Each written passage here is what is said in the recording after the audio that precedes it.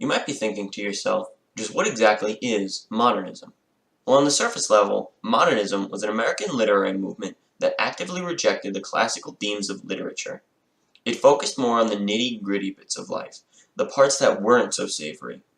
Oftentimes, modernist writings aimed to express a new and controversial ideal that hadn't been seen prior. However, to really understand modernism, we have to dive into its origins, and that means we're going to have to take a look at a little thing called World War I.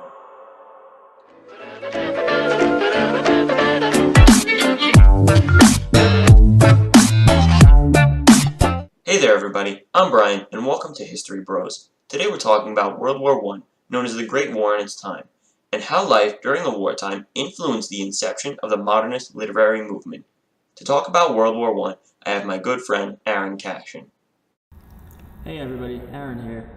The outbreak of World War I can be traced back to a small town in Bosnia. Back in 1914, a Serbian man named Gavrilo Princip committed a murder that would shake the world as we knew it. And by man, I actually mean he's a boy. Princip was only 19 years old when he shot and killed Archduke Ferdinand, heir to the Austro-Hungarian throne. He was one of 6 members of a group known as the Black Hand Society. This terrorist group was a secret military organization from Serbia that organized an assassination plot against Ferdinand so that they could break off provinces from Austria-Hungary to form Yugoslavia. Princip killed not only Ferdinand, but his wife Sophie, Duchess of Hohenberg, in Sarajevo, Bosnia. Ferdinand and his wife were in Sarajevo to discuss a situation in the Balkans with Kaiser Wilhelm of Germany. The killing of Archduke Ferdinand left Austria-Hungary torn over the situation. On one hand, they wanted to establish an authoritative position, but on the other, they were in no way prepared for the war. So, Austria-Hungary turned to Germany for assistance. Kaiser Wilhelm agreed to help, as he had been friends with the late Archduke Ferdinand. Austria-Hungary gave Serbia an ultimatum. They could either destroy the terrorist organizations in their country, allow Austria-Hungary to perform an investigation on the murder, and dole down propaganda against them, or they could resort to war. Serbia immediately looked to its ally, Russia, for help in this situation. Austria-Hungary saw this move as a threat and decided to declare war on Serbia. Prior to this ordeal, Russia built up its army in anticipation that Germany would attack them. Once Germany got wind of this new army, they too declared war on Russia. Soon after, France, Russia's ally, was attacked by Germany in Belgium, which then forced Great Britain and France into the war. Britain, France, and Russia teamed up together to form a type of alliance known as the Triple Entente. The world was soon to be in a real kerfuffle. The Triple Entente was the center of the Allies. The Allies consisted of Great Britain, France, Russia, Italy, and soon to join the United States. The Allies sought to destroy the Central Powers, which consisted of Germany, Austria-Hungary, Bulgaria, and the Ottoman Empire. As the Allies and Central Powers feuded, more and more countries became involved in the war, creating a big brawl between many of the countries of the world, hence the title World War. The United States sided with the Allies, and the Ottoman Empire allied with the Central Powers midway into the war. One of the deadliest battles of World War I was the Battle of Somme.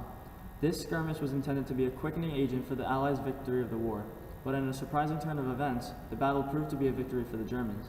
However, the victory was not a clean one.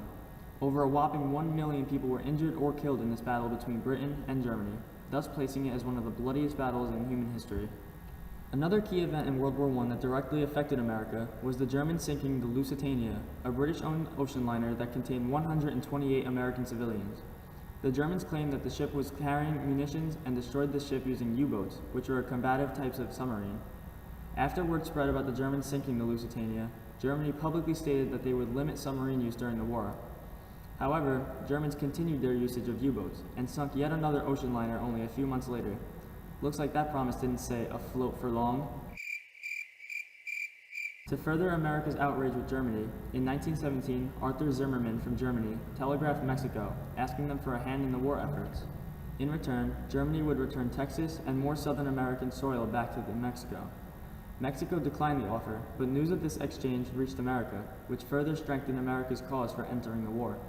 Not too long after, America would officially declare war against Germany in 1917. In 1918, Germany and Russia signed a peace treaty, which granted Germany land in Poland and Ukraine and forced Russia to exit the war. Now that Germany had access to these lands, it caused issues for America, France, and Great Britain. The United States had its first major battle against Germany in the Battle of Cantigny, where America swiftly defeated the German forces. Soon after, America attacked Germany at Chateau Thierry, which directly led to the Battle of Belleau Wood, the first offensive battle for America. The Allies won the battle, but America suffered a whopping 10,000 casualties. After a grueling 4 years of warfare, Germany and the rest of the Central Powers were nearly depleted of their resources and soldiers. They decided to surrender and signed an armistice agreement with the Allies on November 11, 1918. The official end of the First World War was in 1919 with the Treaty of Versailles. The gruesome warfare earned World War I the title of the War to End All Wars. Hey there everybody, Brian here again. With World War I coming to a close, America saw the inception of an intense and wonderful literary movement known as modernism. Modernism rejected the traditional ideas of art, architecture, and religion. Prior to this ordeal, the populace had ideas of chivalry and glory when fighting in war, which was soon replaced with the gray, grim reality. The trench warfare was especially horrifying. Shells would fall to the right and left of soldiers, and barbed wire, littered with machine gun fire, awaited if you climbed over. The trenches were filled with men on the edge of death as the corpses of their comrades lay next to them. The conditions had left everyone involved with the fights traumatized. By the end of the war, people had declared it the war to end all wars, in hopes that tensions would never arise to such a terrible conflict again. The critique of the war and the society that modernist writers lived in brought the modernist movement into the limelight of American history. One such novel that embellishes the modernist theme is The Great Gatsby by F. Scott Fitzgerald. This novel focused on the life after World War I and described the hardships and the effects that it caused on some of the men that served in the war. One of the main ways that men dealt with the suffering of the war was partying. Partying allowed for a much-needed escape from reality. Since wartime production had ended, less jobs were available for men and women, allowing for more free time to waste on drinking their problems away. Another piece of work that focused on modernist views in World War I is a poem called The Wasteland by T.S. Eliot. Eliot described the themes of trauma, futility, and anguish that were ever present during World War I when he wrote the poem. To read an excerpt of this poem, I have our expert readologist, Lemmy Casabianne. What is a sound high in the air, murmur of maternal lamentation? Who are these hooded hordes swarming over endless plains, stumbling in cracked earth? Ringed by the flat horizon only, what is the city over the mountains, cracks and reforms and bursts into violet air? Falling towers, Jerusalem, Athens, Alexandria, Vienna, London, unreal. From this, we can see the critique Eliot makes on modern society, going so far as to call them hooded hordes, alluding to a lack of individuality. He also makes a direct reference to the titular wasteland, being both the ravaged battlefields of Europe and the old ways of society.